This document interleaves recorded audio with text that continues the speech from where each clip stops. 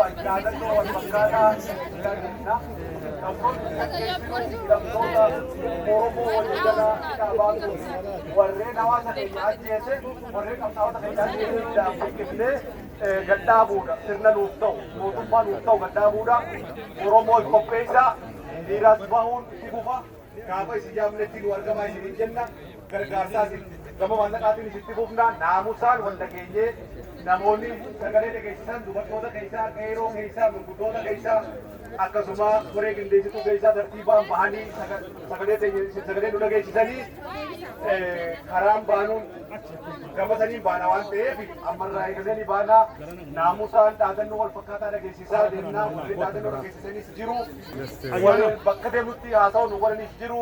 Walaakuma qabaannu haa deemnu kota akkasiin baanu asiin deemna jechuudha. Warreen dhaadannoodhaa fuula dura kanatti kottaa namni sadeen kottaa maayikii fudhadhaa dhaadannoo nu eegan asumarraa.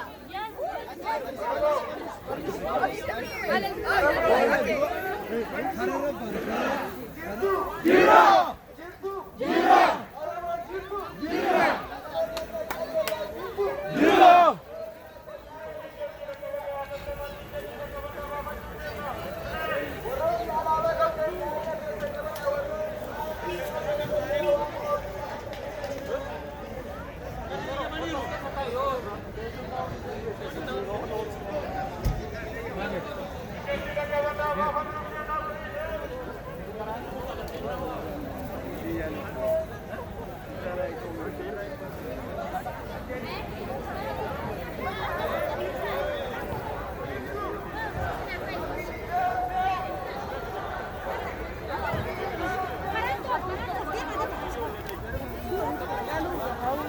Mücahit, Mücahit.